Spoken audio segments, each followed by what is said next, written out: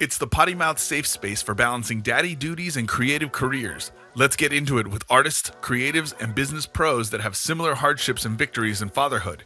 It's the Creative Dad Pod, hosted by 5-time Emmy-winning videographer, documentarian, and one-time daddy, Adrian Huerta. On today's episode of the Creative Dad Pod, we have published illustrator, art director, graphic designer, and small business owner Joshua Sandoval. Not only is he life partner with Betsey Cardenas, but he's also co-partner of the Born in June creative studio with her. This creative dad has two wonderful kids, Mia, who is 17, and James, who is 9. Even though Joshua works in a unique situation, he is not alone. His son James has been diagnosed with Autism Spectrum Disorder, ASD, or autism for short. Autism meaning a variety of developmental differences in social interactions, communication, and behavior. According to the Centers for Disease Control and Prevention, it has been estimated that 1 in 44 children has been identified to have ASD. The care of a child on the spectrum is vital, and this present dad is here for all of it. Please welcome to the pod, Joshua Sandoval. Wow, man. Thank you for that amazing intro.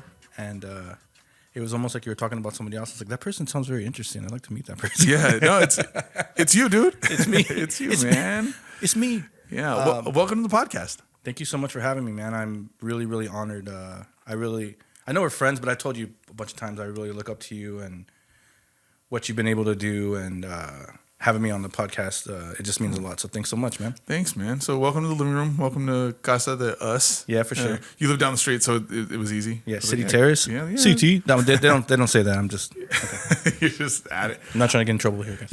I'm just joking. Yeah, you know what's funny is like this podcast is.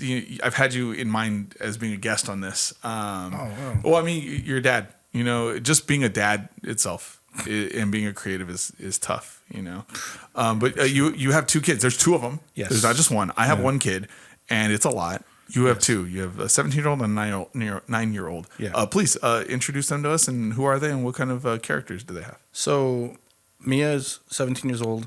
She's a senior in high school, and she's a teenager. And when I say that as a parent, I think anyone who has a teenager knows. I have to be creative to just have conversations with her, because it's often like, hey, how was your day? It was good. It's like, all right, like, cool. How are things going? Yeah, they're good. It's like, okay, like, so yeah. I don't have a teenager. I see it in shows. I see it on television all the time. I kind of see it in with parents and their kids, but usually their kids aren't around, right? Yeah. Like the teenager that's old is not around because kind of sort of living their own life, So it really is like that then. And it's a lot more of a challenge too, because she's from a previous relationship. So she's mostly with her mom, and now that the way it was before is I would have her on weekends, and now that she's a teenager, and I didn't get a lot of autonomy growing up.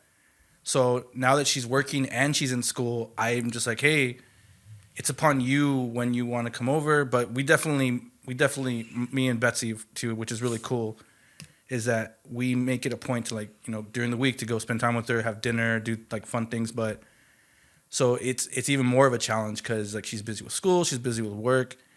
So she's like stepping into her own, kind of like, stepping into her, like, becoming who she is. So it definitely is like that. It definitely is a challenge. I'll follow like TikTok parenting TikToks to like get like insights and stuff like that, and like little tricks like to have conversations and like how to pull things out. But what you see on TV is like, it's definitely like that, man, for sure. Wow. Yeah. And then of course another child that you have is James, 9 years old. James is 9, and he's amazing, man. Like it's so. He's definitely, something I feel when you become a parent, and I think for a lot of us, it brings out the best in you.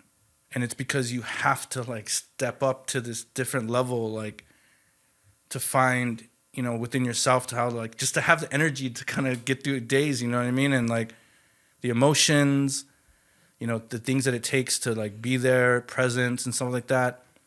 And with him, it was even like more so because with him being on the spectrum, first off, coming to terms with that, which is like, as a parent, no parent ever wants their child to like struggle with anything, right? Or like have anything that's going to make things harder for them.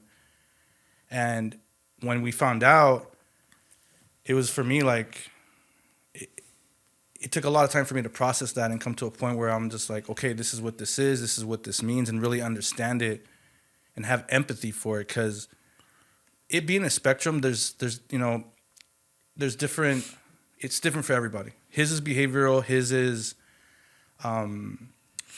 like his like sensitivity. It's not cognitive. He's very bright. So I had to come to terms and like really do a lot of inventory within myself, and even my experience as growing up, allow him to be who he is. I mean, like as a kid, I was very much like, hey, stop, don't run around, don't talk too much, right? It was more like, and this isn't anything that's right with my parents. This was a different time. But I had to learn to like have the patience to let him be that person, So for me, it's just amazing to see him blossom, from going to him being nonverbal, him not being able to do things that, he was supposed to do at certain times, milestones. And with our support, having him in therapy, putting in like, being there with therapy, putting in the hours, the time that he's still actually going through, to see him, reach these milestones, even though they're later, but then also to see these things about him that like just like blow me away, like his creativity, his insight. It's amazing, man. And like I've definitely had to become, and I still don't think I am the best version, but every day try to be and try to strive towards that, to be the kind of father that he needs. And it's amazing. Like, I'm still in the process of that. I'm still learning, even more about autism. Something about it too that I'm like seeing, like learning too, is that as kids develop and even when they get older, sometimes it changes. Sometimes their personalities change, and like preparing for that kind of stuff, it's scary. It definitely has put me in a position where I'm thinking about the future in a whole different way, and even motivated me even more to like work harder and like really like swing for the fences with things, because I don't ever want it to be a situation where my son is older and if we're not around, if he's not able to like support himself, he's in, you know what I mean? Like, so I think about all these things, and it's definitely put me in a mode where I have to be, and I'm constantly trying to be the best dad, best partner, best me I can be for him and for his sister at the same time too. So right. Yeah. Well, I think you're doing a good job. James came through to my son's birthday party, you and Betsey, and I appreciate that so much. Thank you. No, for sure. But to meet him and see how he smiles a bunch and just runs around. He's a kid. Yeah. And it's cool to see that, being that he is 9 years old. I imagine that this has made you grow. I mean, you said that before you would tell him to stop running, but also you learned somewhere in there, you know what, just let him be. Yeah, it's who he is, you know what I mean? Like so I've also learned things about myself through the therapy, and like something about autism is that it comes from the fathers, right? So I kind of started looking about myself and taking inventory within myself and like figuring out like, wait a minute, I've had similar experiences like this. I've never been diagnosed, but a lot of the things that he struggled with, I actually have struggled with. So having that appreciation and realizing that this is just a part of who he is, and like this is what helps him regulate himself, right? For him, the world's a lot different for maybe how other people experience it. And I've learned to just, figure out why I want to stop him from running and stop from like, doing that. And it has a lot to do with like internal things and my experiences, like from my parents, which isn't at any fault to them, but to also like be present with that, right? And like, oh, where's that coming from? And like, okay, cool. Well, you don't want him to stop running. You don't want him to be this person. You're in your head, you don't want him to get in trouble. And it's like, wait a minute, where's that? And it's like doing all this work to allow that to come out, because I realize that if I don't, I'm making the world harder for him. And like, I do not want to do that, So, All right. Kudos to you for grinding through it and still doing it. Yeah. But you are a creative here. There's a reason here. You're a creative dad. Illustrator, graphic artist, fucking chingon of art and stuff. Are there particular demands with raising James that impact your creative process?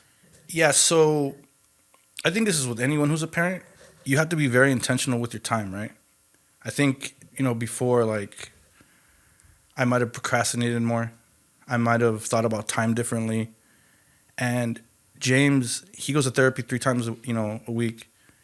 He's also, like, even with this school, there's challenges that come up, where we have to, like, advocate for him. I mean, we're advocating now, man, like, trying to get him in the best place where he can be so he can, have the best experience. And all that takes emotional toll. That takes time, you know what I mean? Having conversations with teachers that don't understand what autism is, with the school that doesn't get it. It's hard, right? So I've had to learn how to really be intentional with the time that I do have, whether that's during the day, whether it's at night. Also, changing expectations too. Like sometimes that's saying no to things like, hey, we need this done. And it's like a cool project. And it's like, well, I can't do that. Because if I do, it's going to affect my son because it's going to put more of a load on Betsey. And then it's going to change things. And something with autism is that whenever there's major changes, like during the week or something like that, there's collateral for him that, like, it'll throw him off. So are you completely open about, your at-home situation with James with clients? And oh, yeah. So we have clients that are retainers. So a lot of times we'll build relationships with them and they know about it. And when I say know about it is that they know that our son is, because it's not something that, it's funny, man. Like being a Latino, talking about mental health, talking about these things, there's still like a big stigma around this kind of stuff. I mean, shit, I'm sorry for cursing, but I experienced that in my own family, right? So for us to talk about it when we do, we're trying to change that. We're trying to, like, build understanding. And the more we talk about it, I mean, we have a client who has a son who's on the spectrum, and I won't get too much into it just until, like, respect to her, right, but it's like, right, it's something we talk about because it's something we want more people to, like, talk and have those open conversations, but to also have, like, an appreciation of, like, hey, this is the time we have. We're very protective of that. This is the time we're going to give you. This is the time that you've allotted. And that's what you should expect, and that's what you're going to get. I know a lot of people talk about, like, you got to grind and do this stuff. And it's like, yeah, man, but you also have to be real, and you also have to have balance. And like I said, with your expectations, right? And, like, so we're open in that way, and we're very, very, present in the fact of the reality. It's like, hey, there's never going to be anything that's more important than us being the parents that James needs to be. And, like, I'm still figuring that out. That still takes time. I mean, shit, it takes creativity, right? Like, to just figure out, like, hey, how am I going to get this done in this time? And it's like, okay, cool. But it's not going to affect him. It's not going to take me away, you know what I mean? Like, so that's, like, definitely something that we're very open about. And we have to be, too, because it keeps us present within it as well. Mm. Oh, and you're also, it's being truthful. Yeah. Which I think goes a long way. I feel like nowadays people are hiring. Sure, they're hiring your skill set and your art, but I feel like they're also hiring you as a person, like your personality. That's kind of sort of your calling card. I think that's why social media is so important, and the way you present yourself is because people want to hire a person that they feel like they know and they understand. And if you're truthful, that's character. And I feel like that goes a long way. And I almost feel like that helps you retain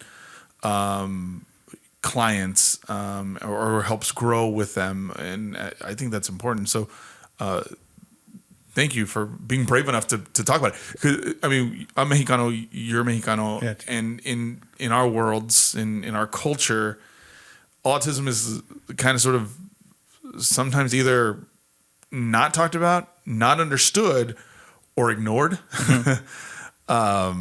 And for you to just kind of flip the script and go the other way and be like, no, I understand the situation. This is my kid. This is who we are. That's brave. And I think that's amazing. So thank you for changing the narrative. Yeah. Which is needed. Well, thanks for saying that, man. I really appreciate it, because it's like with anything, you know what I mean? Like, even what we do is different, but I think this is why we have kinships with other creatives, because there's a lot of like loneliness. There's a lot of like hardship that comes with it. Like this shit's not easy, you know, and with being a parent, like it's the same thing, you know what I mean? So hearing what you just said right now, like you don't hear that all the time, you know what I mean? Like from even people that are close to you, because they just don't know and they don't understand. So thank you for the opportunity to like allow me to speak about this, you know what I mean? I really hope anybody who's listening to this, who maybe has a similar experience or in a similar situation, just know that you're not alone. You know, talk about these things. If you have an opportunity and you feel comfortable enough, like do that too, you know what I mean? Because to me, like even hearing that back from you, man, like it means a lot, because sometimes you don't think about it like that. Sometimes it's just like, it's like you're in it and it's like a constant thing, and it's coming from love, it's coming from compassion, and that's something that's beautiful, but it's also like it takes away, like it's draining. So hearing these things and having these conversations, it's like revitalizing. So thank you so much too, man. I really appreciate it. Yeah, man, of course. Now let's turn it down. Turn the attention to you a little bit. You yourself, you are a creative. You are an illustrator. You are a graphic artist. You consume amazing art. I'm very mad when you don't invite me to art shows. By the way, sorry. But fine, that's cool. It's fine. It's fine. Usually last minute, man. Like, and it's funny too. Like you're talking about like how we have to like be out there, right? And like people to see us, and it's like doing that stuff for me is like really hard to do. Yeah. And like even when I there's no time. No, dude. Like my wife literally, like she has to push me out of the door with those things. Yeah. She goes, you have to go, and like it's good for you, it's good for us, right. It's good for business. Yeah. And that's something I definitely do, but I don't do it as much as Adrian's saying. Yeah, but you know when you do, it's very it's high quality. You make it count, or it looks like you make it count whenever you post on your Instagram. Which is hard for me to do, by the way. Right. Yeah, I know. Who is it not hard? You know, with creatives our age and being parents, it's like it's kind of hard to navigate that. Yeah, for sure. But it's ironic though, because you and your wife Betsey are not just life partners; you're business partners. Yeah. Born in June Creative. Yes. Amazing creative studio, high quality stuff. Just some small names that you've worked with. We're gonna go with Adidas, Disney, Los Angeles Times, and that is a cover illustration that you've been published with, right? And then Lionsgate. Some small names. Cali Bear Productions. Yes. Yeah. Thank you. I appreciate that. But yeah, Born in June Creative is not yes, it is a small business, but working with these big names. What is the business about? And tell us about the dynamic, because you are in it with your wife. Yeah. So we're a design and marketing studio that's now moving into consultation as well. And we've been in business this June for 6 years. And for me, it's like a really big deal. The percentage of businesses that get started that make it past 5 years is like not that high. And the fact that we did it together is like amazing. Because it's been 6 years, you know, we're still figuring out, you know, where we're going with it, right? Or figuring out what it's going to look like, especially with things changing like technology, you know, and stuff like that, and like the impact of that. And like, we're always thinking ahead and like how we can remain relevant and bring value to like clients. So it's been really interesting. It's been interesting having to step in different roles, having to really tap into like just, you know, I think as creators we all have like gifts that go beyond whatever our medium is. Like for me, like you said this, like I like to talk, right? But I like to talk because I'm generally interested in people. Like, no, you like to talk. I have like 4 questions, and I know that we're going to easily go to an hour. Yes, for sure. Yeah. We're probably like, what are we, like 40 minutes? Yeah. We're actually almost done. I'm about to wrap up. And I've definitely had to like step in and like use those things to create, like to network and like, you know, create relationships with people. Like even me and you, like how did we meet, right? Like, so it's been really awesome. It's also been awesome to see my wife step into like a leadership role. Her, she has her CV's like in like policy and like working in nonprofits, and how that's actually kind of shifted over to what we're doing now and like the nonprofits we're working with. Well, you also pick and choose. I mean, there's an ethos involved, but advocacy, you know, for the people that are underserved is kind of sort of Yes. things that you like to dive into as well. Sure, Adidas, Disney, Los Angeles Times, Lionsgate, big names, but also there's other places that are serving the community. Right? Yeah, like even we actually worked on a project for one of the clients that we were on retainer for the last few years.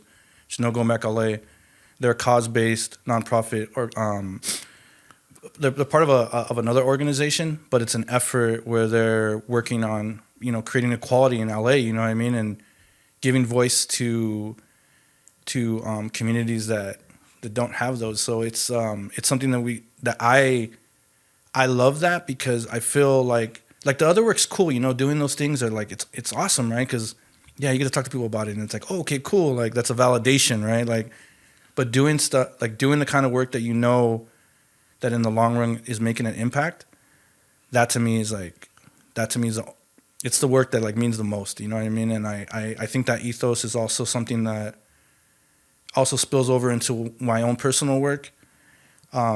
Is that whatever you're doing, you're reflecting the times, and you're giving voice to things that need to be spoken about.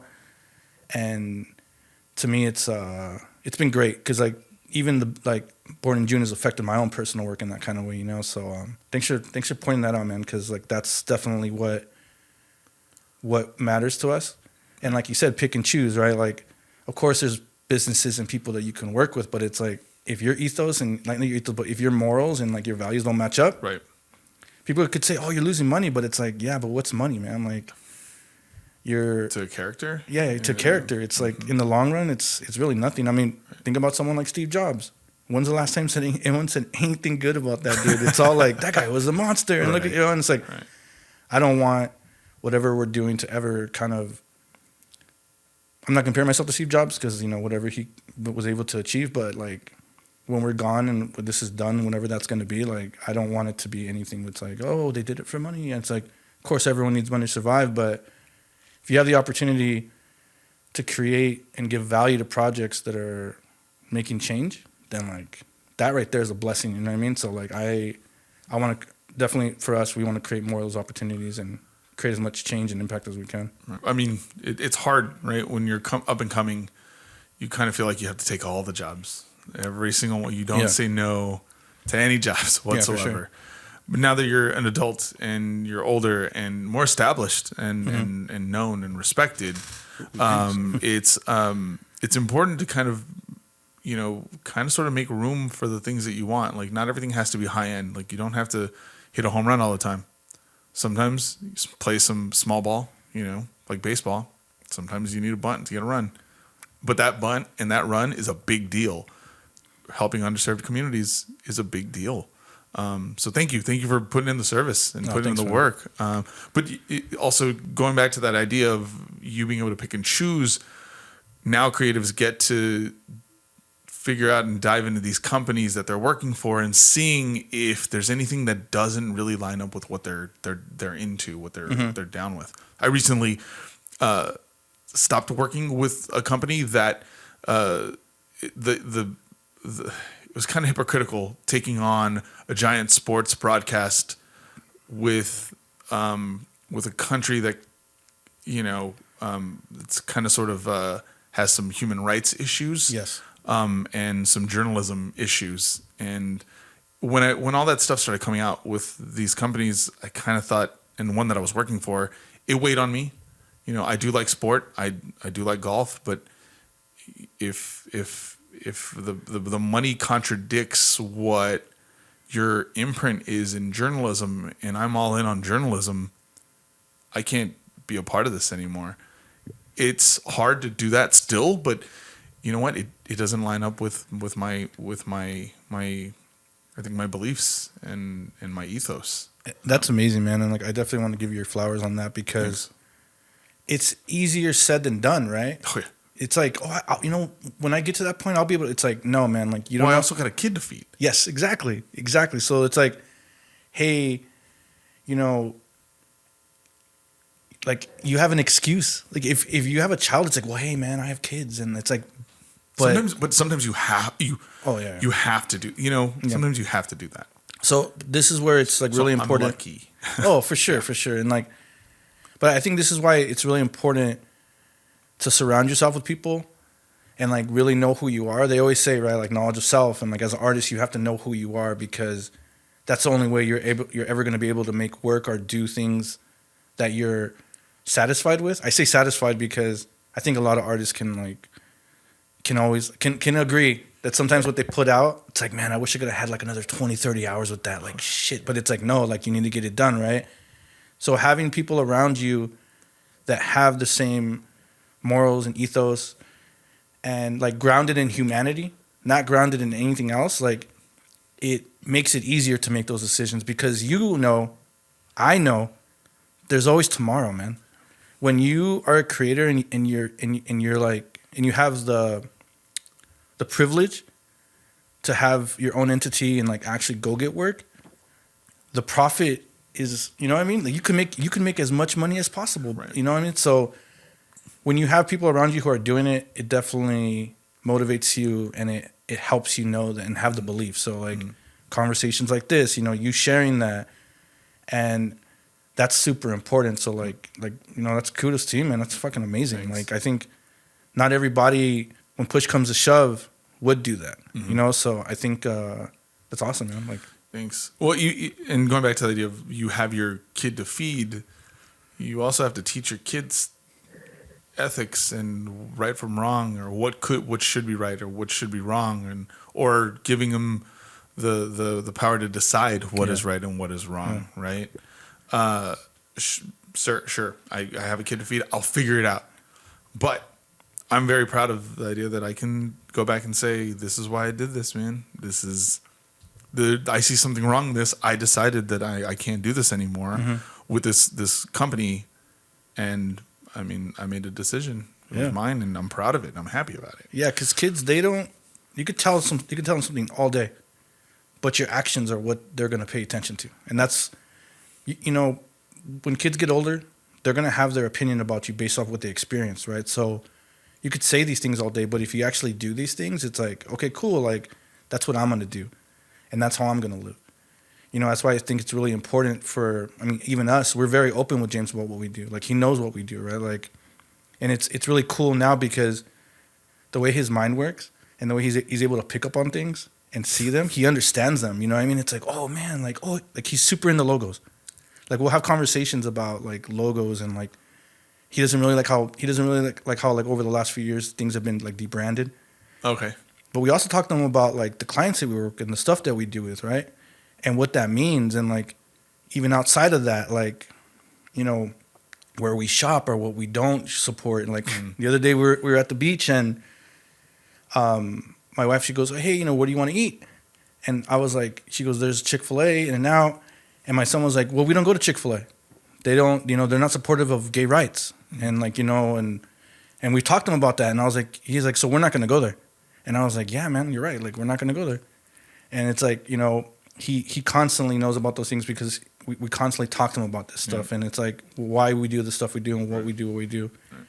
Because whoever he is as a person, whoever he becomes and decides to be, that'll be his decision. But what we show him and like what he sees it's really important to us. So like we're very open about that kind of stuff. And, to us, it's like the most important thing, like as a parent. By the way, this is the second episode we've recorded of the Creative Dad podcast, and both have involved Chick-fil-A for some odd reason. If anybody wants to sponsor, we're good. This may not be a good episode for Chick-fil-A. It sucks though, because unfortunately I do record on Sundays. That's just the thing. Sorry about that. Yeah, but this doesn't involve taking a shit, which is way better than the first episode. But that's funny. If you want to go back on it, you're more than welcome to listen to the first episode with Ivan Trejo. You talked about you and Betsey as parents. You also talked about you and Betsey as business partners. How hard is that, and how do you partition that? Oh man! And when do you stop working and when you start being a husband? So that takes time and years, and we're still figuring it out. We haven't completely figured it out.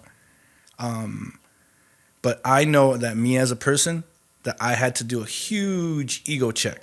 I had to really take and respect her opinion on things, and really do a lot of like inventory of where I could improve, because Betsey's like, she's a badass, man. Like I could honestly say this, like Born in June would not exist without her.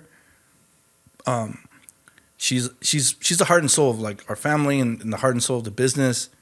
And I've learned, and I'm still learning, how to appreciate that and really like take a back seat and like learn to like let her lead in those things. You know, appreciate the things that I do, but also appreciate that just her being who she is and like how she sees big picture. I think a lot of times with creatives, we're very just like what we're working on, and it's like this.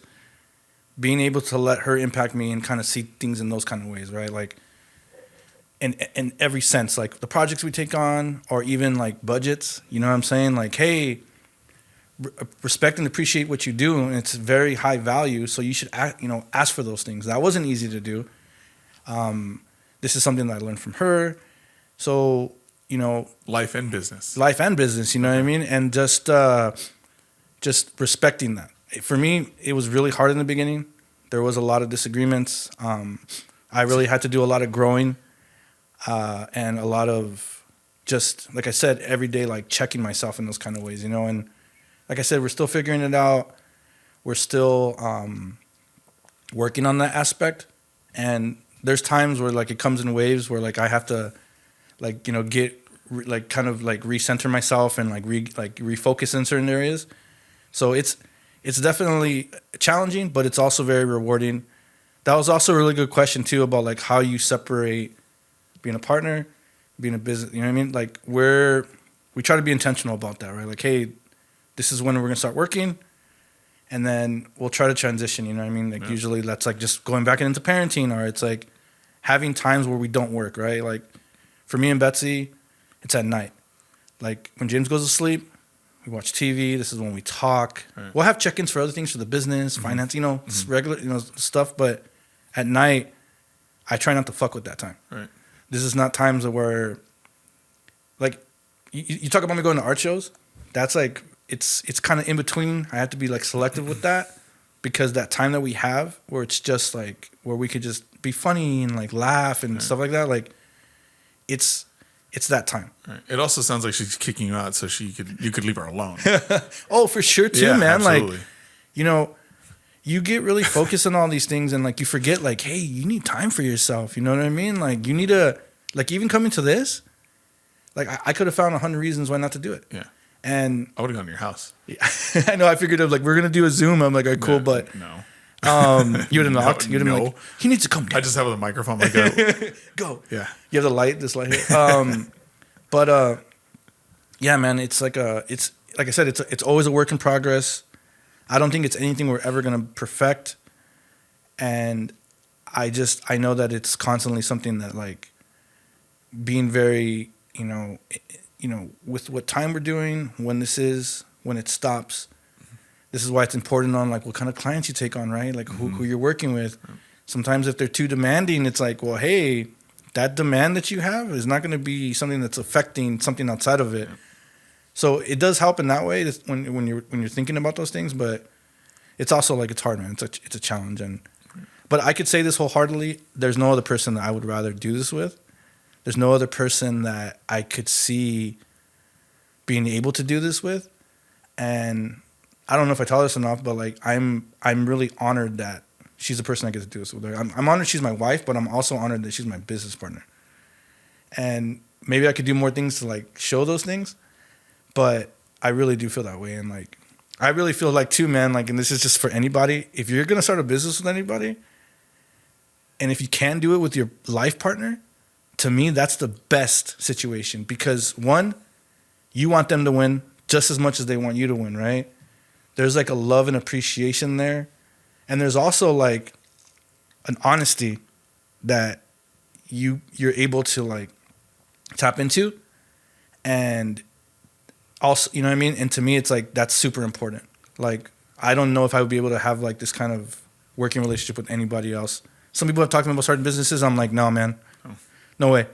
Like, why? I'm just like, I don't, there's no way I could do that like with anybody else, just because to me, that's what she means to me, and to me that's really important. You know what I mean? And if it's something that you're working on, you're working on your relationship and you're working on your business relationship, those things are that you can't fuck with that. Like there's nothing that's gonna come close to that. Like, where it's like you both understand that you're both working towards something.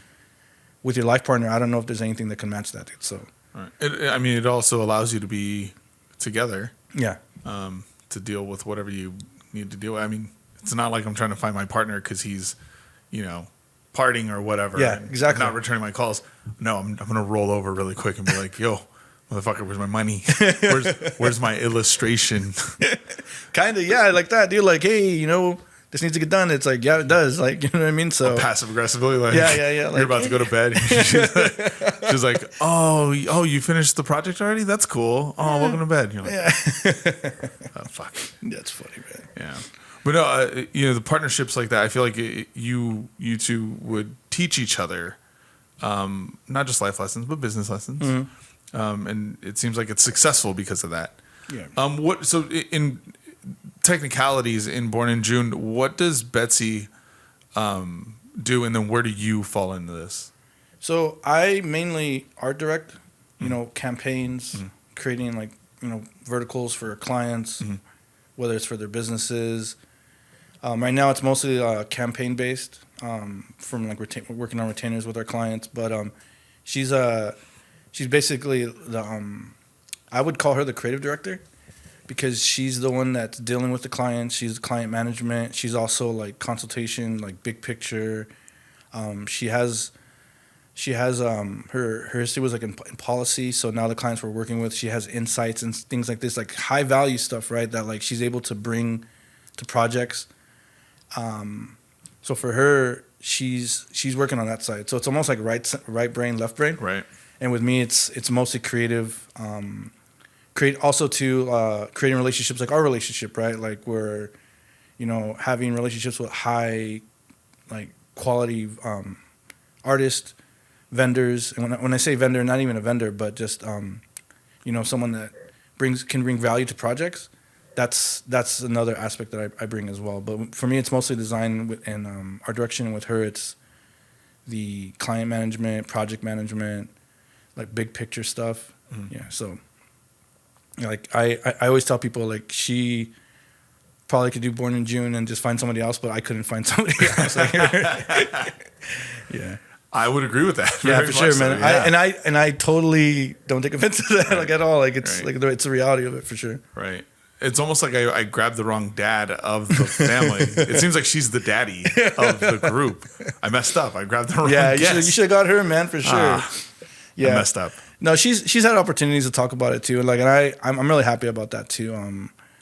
For like the last few years, she's had conversations about it and her experiences, and I'm really happy about that, because like what she does and what she's done, and how she's able to like shift her career, like in her 30s, and to now for us to be like 6 years in and like be like relatively successful. And when I mean successful, is that like we pay our bills, right? Like we go on vacations,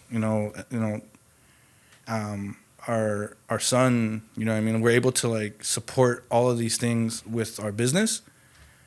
We have autonomy of our time, like the stress that we have is there, but it's stress that we can control, right? We don't have someone calling us at midnight about something, or we have stress about the next day because about this project and the bureaucracy that comes with that, and like working in places. And like, don't get me wrong, there is bureaucracy with our clients, but it's not something that we can't, that like takes over our day. You know what I mean? It's in between the regular hours of like, 10 to, 9 to 5. Yeah, or something exactly. like that. And also, I don't want to paint a picture that like there aren't days where we put in those extra hours, or there's those late nights. We do try to balance it. That does come with the territory, but definitely it's something that we're able to manage. You know what I mean? So for me, like that's success. Like we're able to be there for our son when he needs it, right? Like, or if my daughter needs me, like we can be there. And like, with my son being on the spectrum, a lot of times, over the last year it's gotten a little bit better, but a lot of involvement in the school.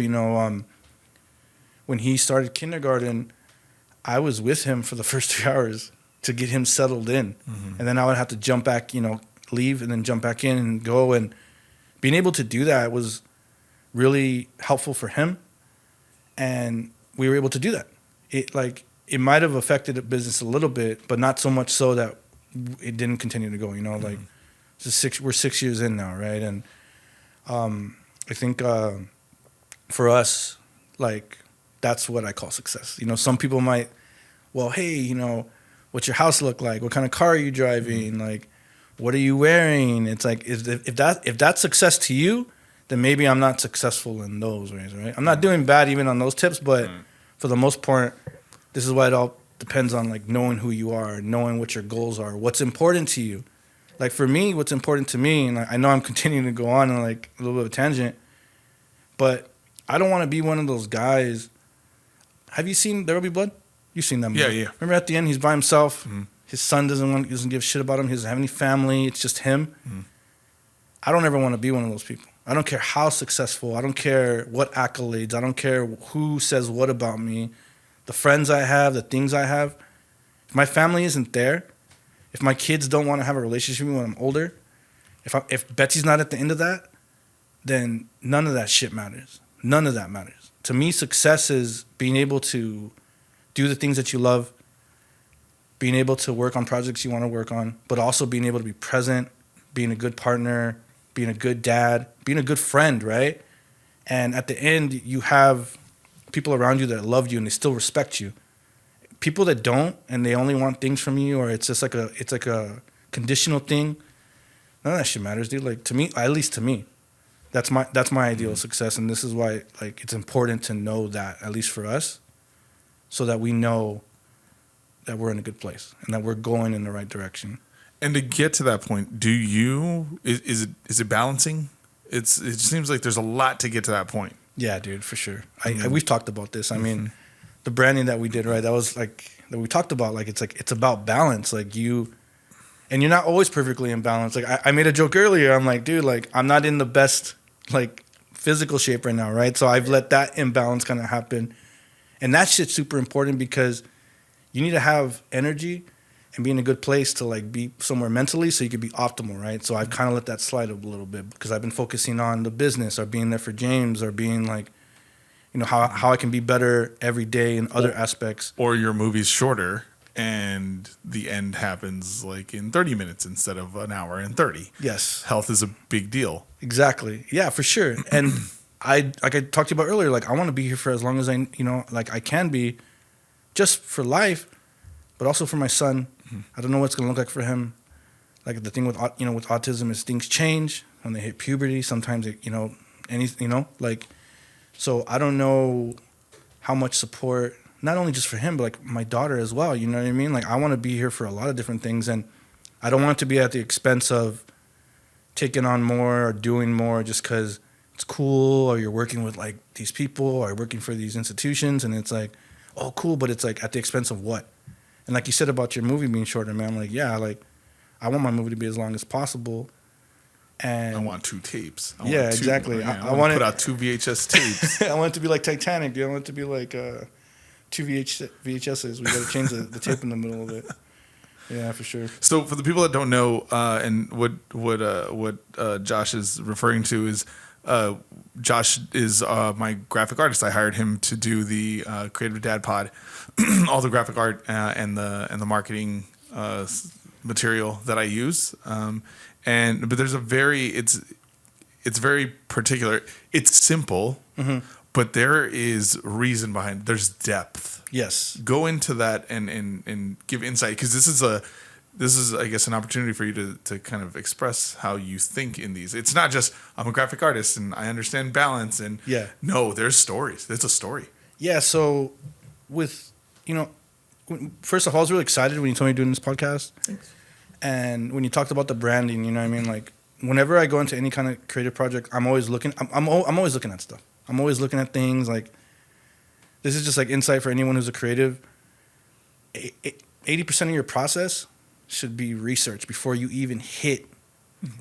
Whenever I start anything, it's usually pencil to paper. Then I take it to digital.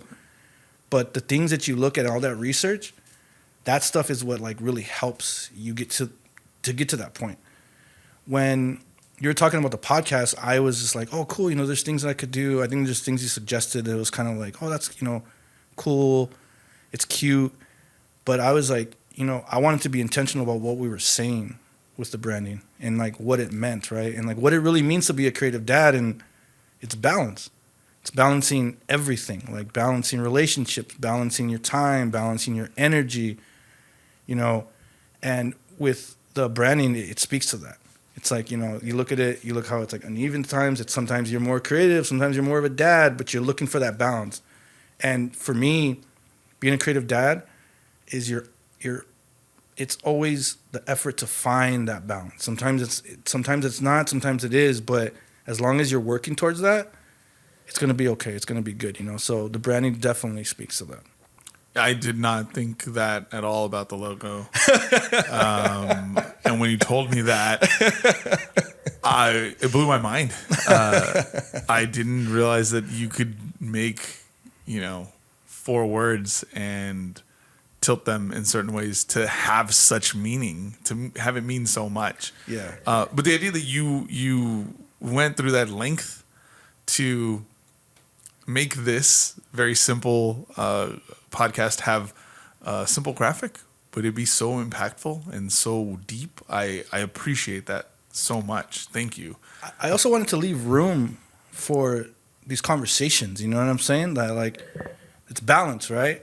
Simple here, but these conversations are like very intense. See, there's another piece. Yeah, there's another dimension to it. Yeah, and that crap. I always try to think about where it can go and where it's gonna go, right? And I also think that like, let's say this podcast lasts 10, 20 years. If you wanted to update it, this could last for 10 years and it would make sense. You could even evolve and build upon it. And there's room for that as well, right?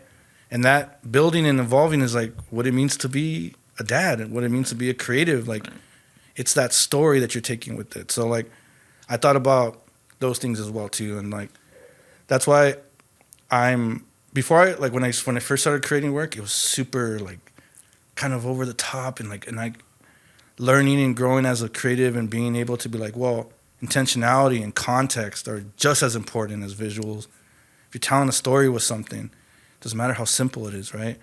As long as there's something there. So like, for me, I definitely, with anything I do now, I mean, it's definitely that. So felt really honored that you thought about me and like you had me do that.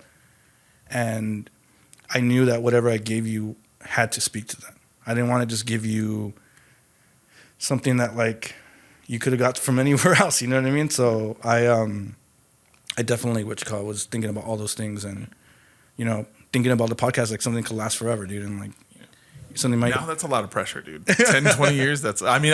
You know what? Because you have that much depth in the graphic, I'll do it. Do it for 10, 20 years. Yeah. And things like this are super important, man. Like I think as anyone who's a creative, as a dad, like we're very fortunate to be alive in the time we are now.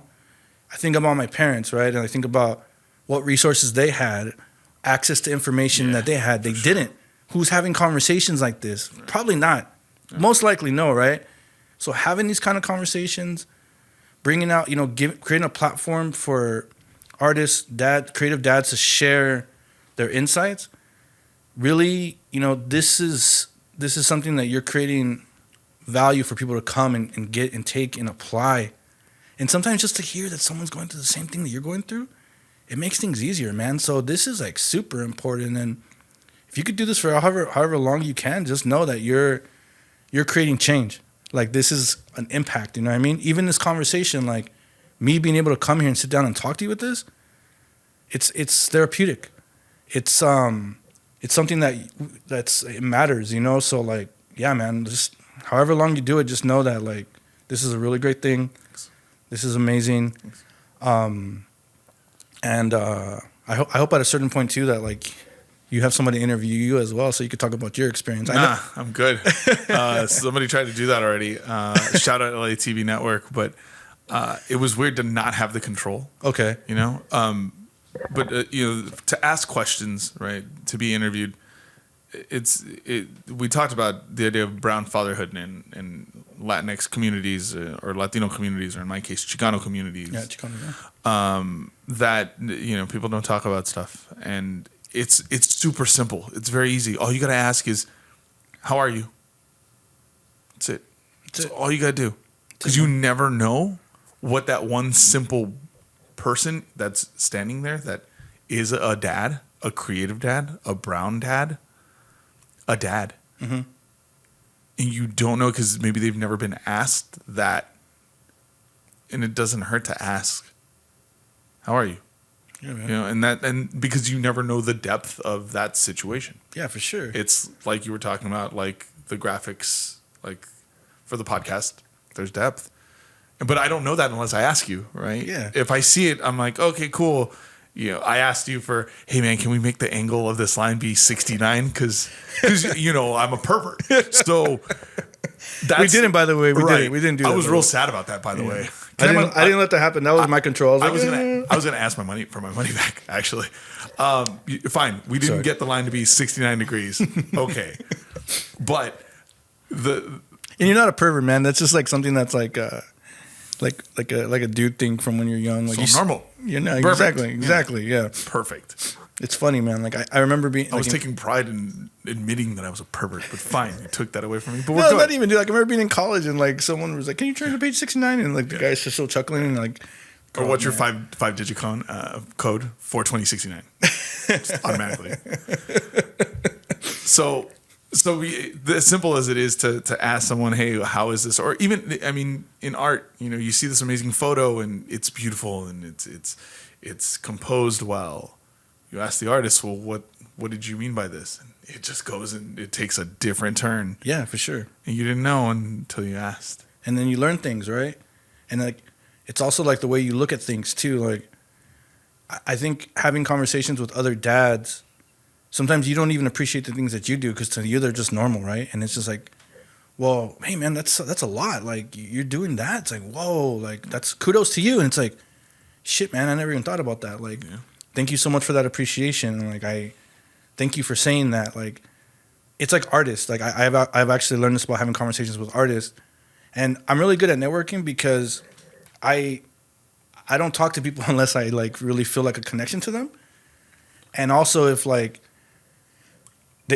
if I get a bad vibe from them, I won't have a conversation with them. Just because it's like I don't want to have conversations or like give my energy to people if I don't feel like they're good people. Because don't feel bad about that at all. I don't feel bad about that because like or anybody out there that's listening. Yeah, don't protect your energy, man. Like you have to. We're parents, dude. Right. We're also creatives. You only have so much time throughout the day. You only have so much energy. As you get older, you start realizing this energy is waning, man. Like this time is not infinite, and like, so when I have conversations, I'm very interested. There's like a connection there, right? That's very sweet of you, by the way. What do you mean? Just the idea that when you converse, you're all in. Yeah, for sure. Like, and I'm really interested about what you're doing. I'm really interested about what value we can, just having the conversation sometimes, because as an artist, you don't hear these things, man. I've learned that. Like, I have mentors and people that I've created relationships with, and I talk with them about their stuff, and they'll tell me, hey, man, thank you so much. What do you mean? People don't usually tell me this. I'm like, but you're so fucking amazing, and you're like really accomplished. It's like, people don't talk to me about that. It's usually about what they can get from you, how you can add value to them. They don't say that like outright, but most of the times that's what it's about, right? So a lot of times people don't get their flowers. They don't get this stuff. And like, for me, it's like, it's awesome to be able to do that because, like I said, it makes things easier. It keeps you going, right? And like, it's really important to do that. So like, for me, even having this conversation with you and like giving you like props as well, man, like, and giving you your flowers as well, like it's super important because it's hard. It's challenging. Like I said, I'm not trying to paint like a perfect picture about what I do, what we do. It's a challenge, but there's conversations like this, relationships, really connecting with people and finding these insights, through giving your time as well, like, and what you can learn and also what you can share is like super important. And anyone who's listening to this, like, do that, man. Do it with like good intention. Do it with like, you know, a good heart, and you'll learn a lot. And it's amazing. There's so many amazing people out there that like you wouldn't have ever even known unless you had a conversation with them and like giving them opportunities. So like I definitely try to do that. And yeah. I like the surprises though in those conversations with people that I don't know, especially at art shows and you being at Altura. People walk through and you never really know, who they are, what they do, and sometimes you'd be surprised at what they've done, where they're at in their career, in their creative world, in the art world. But yeah, I mean, I'm all here for all of it. I mean, they're basically living, breathing Easter eggs. Well, another thing too, man, I need to give you a shout out as well. With Altura, you're the only one is a parent, right? And on top of what you do, you have a studio, and it's like viable. What you've been able to do in this like year's time, I know you're all heavily involved in it. You're like with production and stuff you do. You've created a space for the opportunity for that to happen. Like the conversations I've had, like you're talking about with people that you don't know, and like you created a space for people to come and like have these conversations and interact, and it's like really important. So like just on doing that as an artist and a creative, but on doing that on top of what you do with your career, and then doing that as a father, it's amazing and it's super inspiring. And I just want you to know, man, it's really important. And you're literally like changing people's lives. You're giving people opportunity, connecting people with people. Like the people that I've met personally, just from going to the shows and talking with people, it's like it's all been impactful. And it's been all those things you're talking about. All these like little Easter eggs and things that you learn are sometimes learning that like maybe you knew this person from before, but you got to have a conversation with them. And in your head, this is how they got to where they're going. And then you're like, what? You had to do what? And how long have you been doing this? Right. Okay, cool. It gives you perspective. It gives you value in things. And it's like, yeah, man, that's all super important. And it's really important that you've created another space for that to like exist and happen. So thanks. Yeah, we at Altura, we try. That was kind of the idea, was to kind of create a space that was inclusive in every way possible. And I think we've done that big time. And we hope to keep it going on because it's Altura. I mean, that's honestly Altura is my social space. I don't go out anymore. I have a kid.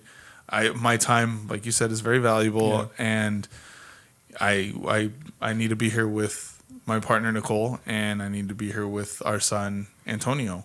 No, it's funny, man. You don't need to be here. You choose to be here. I choose. You to talked be about it yes. earlier, man. Like something else that we're doing, and that what I want to do is I want to change that like trope or that like that creative father that's that's not there, and they're out like and like you see like in shows and movies, and like they're successful, but like the parent or the kids at home suffering. Like that's a choice. You don't need to be anywhere. You choose to be here because of the love and what you're building, right? This is why I'm saying it's really important to think about what you want at the end. What do you want to have? What's important to you? So don't ever say you need. You choose to be, man. And like that's something you should own. And it's like, it's beautiful. It's amazing. So like say it like that. Because I think sometimes we think like, oh, well, I have to. It's like, no, man, there's a bunch of, no like dig at anybody, but there's a bunch of dads that are not there. They're not choosing to be present. We're Latino. There's a lot of like social norm, like gender norms that are being broken now. It's like, well, why are they only taking care of that? It's like we should be present doing those things too. Just us being here and making that choice, changing that, man. So just know that that's a choice. Like you know what I mean? So yeah. Well, cool, man. Thank you. I hope I didn't offend anybody right there, but I hope you did. Yeah, I mean, we'll flip them. I hope I offended the right people. All right. Well, I mean, I appreciate you being here. The idea that you took time out of your busy schedule as a creative dad is big. You never know who needs to hear your story. And I mean, we have conversations all the time. We're friends.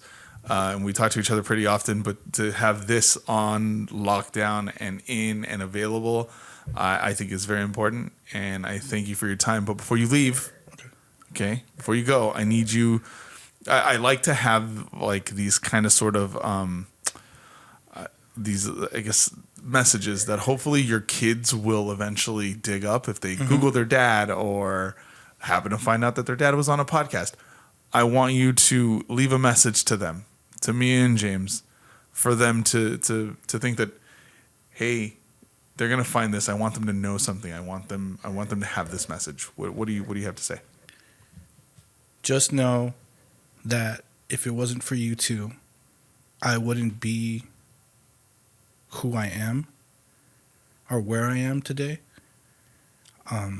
You make me the best version of myself, and I don't know if I would have ever been able to get to this point if it wasn't for you two.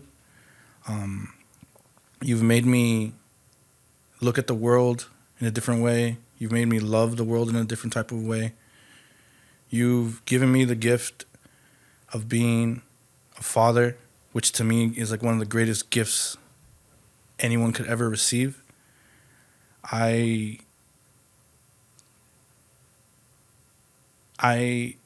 don't know if I would even be here. Well, obviously we're having this conversation because this is a Creative Dad Pod, but I don't even know if I would be in a place where I could be happy and content with my life if it wasn't for you two. You push me to be the best I can because you two are the best. I love your life. I love your creativity. I love everything about you two. And if I would have, being a creative designer, and if I was able to put two personalities together, and if I built them and I made them a certain type of way, it wouldn't come close in any aspect to who you two are. I'm so excited to see where you're going to go, what you're going to do. And I hope I'm here long enough to be able to witness that, because what I've been able to witness so far has been amazing. It's been an honor, and everything I am is because of you two. And I love you both so much, and thank you so much for choosing me to be your father. And I love you guys. Beautiful. Thanks, man. Hell yeah, dude. Awesome. Well, dude, thank you for the time. I appreciate you so much. All right, well, you cried, so we can post this now. Yeah, it's mandatory to cry or it doesn't make air. Thank you, dude. I appreciate you. Thank you so much, man. Special thanks to our guests and listeners. Feel free to reach out on all our ats, suggest some topics, leave some feedback, or just drop a hello. Remember, you're never alone, Dad. This has been the Creative Dad Pod.